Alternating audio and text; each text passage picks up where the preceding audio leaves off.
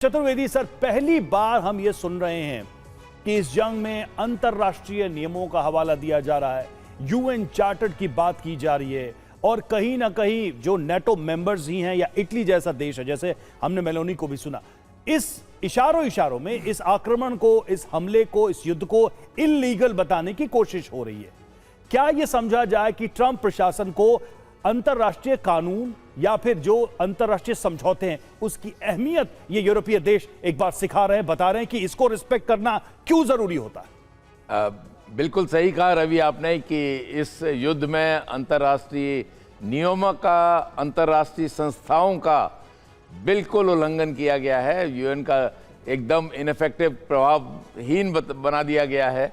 NATO की कोई परवाह नहीं की, किसी नेटो के राष्ट्र से पहले उन्होंने अपनी चर्चा नहीं की, उनसे राय नहीं ली और अपने आप ही वो सोचते हैं कि समृद्ध को नहीं दोष घुसाई, जो भी वो चाहेंगे वो करेंगे, वो सही होगा, सब लोग उनको फॉलो करेंगे।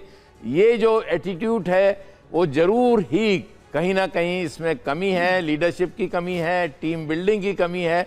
और अगर आप टीम को साथ लेके कहीं नहीं चलेंगे तो जरूर आपको उसका खामियाजा भुगतना पड़ेगा और वो आज हो रहा है।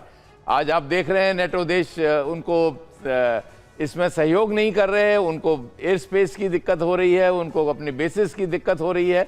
इसके अलावा अगर आप देखें तो संयुक्त राष्ट्र जो कि शांति स्थापित करने के लिए एक संस्था बनी थी सेकेंड वर्ल्ड वॉर के, आज बिल्कुल कोई भी उसका सुन नहीं रहा, एक प्रभावहीन हो गई है। और इस तरह की जो चीज़ें हैं वो विश्व में एक अच्छे माहौल को, वातावरण को पैदा करने के लिए, जिसमें कि हर राष्ट्र अपनी सुरक्षा समझे कि मैं सुरक्षित हूं और अर्थव्यवस्था और सब लोग प्रोग्रेस करें, विकास की तरफ बढ़ें, वो नहीं हो रहा। और ये काफ़ी हद तक मैं समझता हूं कि अमेरिका इसके लिए जिम्मेवार है और उनको इससे ज़रूर नसीहत लेनी चाहिए कि आगे सबको साथ लेने की, नियम कानूनों को पालन करने का जो विश्व में सही बात है, बिल्कुल सही बात है सर, आपने सही बात कहा। और जॉर्जिया मेलोनी को हमने सुना और यहां पर अपने दर्शकों को बता दें कि बीते दिनों इटली की संसद में मेलोनी को बड़ा झटका लगा है। न्यायपालिका पर लगाम लगाने वाला एक कानून वो पास करवाना चाहती थी जो कि नहीं करवा पाई और बड़ी वजह यह रही कि ऑपोजिशन उनके खिलाफ लामबंद हो गया है वहां पर पूरी तरह से, कि ईरान पर हमले की जिस तरह से पुरजोर निंदा करनी चाहिए थी वो आपने नहीं की है। आज वो फिलिस्तीन में जो हमले हो रहे थे उसकी मजम्मत करती हुई नजर आई है। ट्रंप की धमकी के बाद झुका ब्रिटेन, मध्य पूर्व में एयर डिफेंस सिस्टम भेजेगा ब्रिटेन। सहयोगी देशों की रक्षा के लिए यह फैसला लिया गया है। रक्षा सचिव जॉन हीली का बयान, मध्य पूर्व में सेना भेजने की भी तैयारी की जा रही।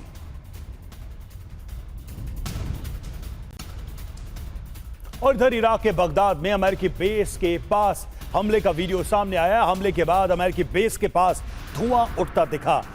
ईरान समर्थित गुट अमेरिका के विक्ट्री बेस पर हमला कर रहे हैं। ये तस्वीरें उसी हमले से जुड़ी।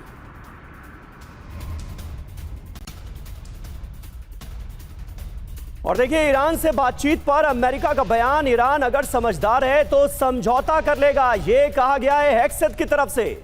अमेरिका के डिफेंस मिनिस्टर, ट्रंप समझौते के लिए तैयार हैं, शर्तें बता दी गई हैं। ट्रंप न झांसा देते हैं न पीछे हटते हैं। ईरान ने समझौता नहीं किया तो भीषण हमले करेंगे, ये अमेरिका के रक्षा मंत्री पीट हेक्सेथ की तरफ से कहा गया है। सुनिए जरा।